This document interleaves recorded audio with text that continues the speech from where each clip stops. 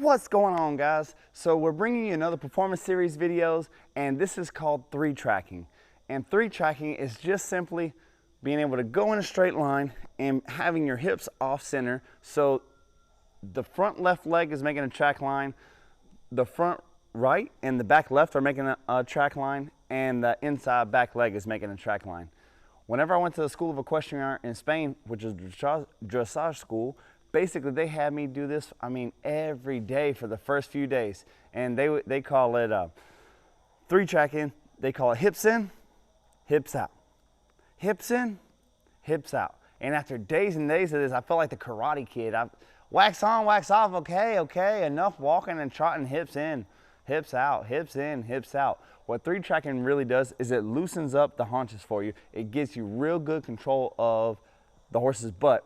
And so much of lead departures and flying lead changes comes from the control of that horse's butt. First and foremost, if you're watching this video and you're thinking about 3-tracking and you haven't seen my pivot on the forehand, pivot on the front feet video, we need to go back and watch that video, because that's really going to give you the button.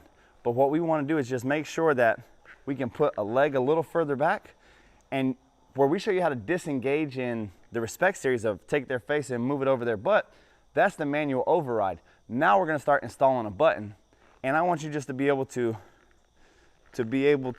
bring a leg back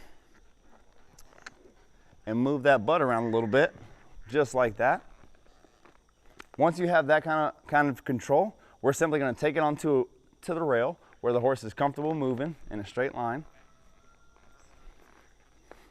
And as we walk forward, we're basically just going to bring our left leg back, or our outside leg back. And we just want to move them off center just a hair. And I would get in trouble when my horse would 4-track, which means brings his butt really out, and release him. You might have to hold his shoulder a little bit to keep him from coming off of the rail, and you may have to put a little leg on the horse to keep him from coming off the rail. We're going to go back in this opposite direction, same thing. We're going to bring his butt a little to the center. This is really going to help for your lead departures. Madam, if you'll go to that corner of the arena and you'll look from the front. All right, so as we come around the straight here, what I'm going to look to do is I want to look straight where I'm going, and if you notice, if I have both legs straight and even, he's 2-tracking, which means his front feet and his back feet are making the same track.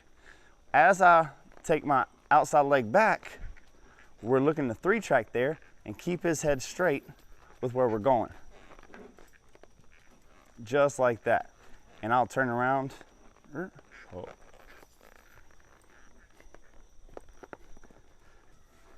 So here I'm doing it with fanny out of walk, but you would like to get where you could do this out of trot and out of canter.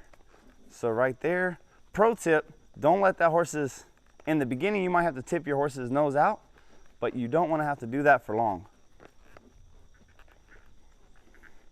And release him. So now I'm going to come across this arena, straight to you. I'm going to be able to come straight at you here and put a right leg back, and you notice how my horse is moving crooked? This would really set up my left lead departure.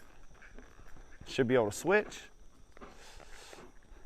And really the only thing that's changing here is the slide of my legs. As that leg slides back, since you've already taught him how to pivot on the forehand, and that comes from sliding the leg back and pushing his butt around, very slight changes in momentum. Another thing that really helps that is picking up that hip. Whenever we slide our leg back, we pick up that hip a little bit, and it really allows that butt to come off in that direction. The more of this that you practice, the more 3-tracking you're doing, walk, trot, or canter. In the beginning, just stay on the rail and move their butt over and release them. If you get a step or two, release them, let them go forward again. Step or two, let them go forward again. Remember, it's motion over maneuver. So it's more important that we're going forward than the 3-tracking, because we can always add more 3-tracking. The better and better your horse gets, you should be able to see that at the walk, then at the trot, then at the canter. So we'll be cantering, and we're already cantering to the right, and we'll push his hips to the right. we'll take this horse right here and we'll speed him up a little bit, and we'll do the same thing. So right there, even gaiting, he can do that. Good boy.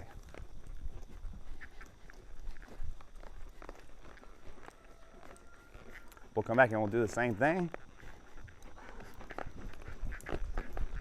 So look at the canter,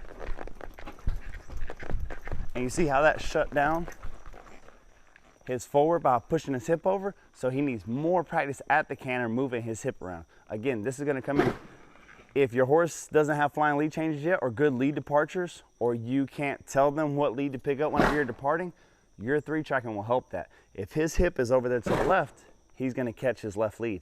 If his hip's over there to the right, he's going to pick up his right lead. So long story short, in Spain, when they were telling me to do that wax on, wax off, and hip in, hip out, hip in, hip out, 3-track, 3-track, what they were getting me prepared for was flying lead changes so that I can just switch leads just by moving their butt around. So that's the reason that we want a 3-track. It's really going to help our lead departures and overall control of the horse, and it's going to help our flying lead changes. Well guys, thank you so much. That's the 3-tracking video, and I will see you in the next performance video.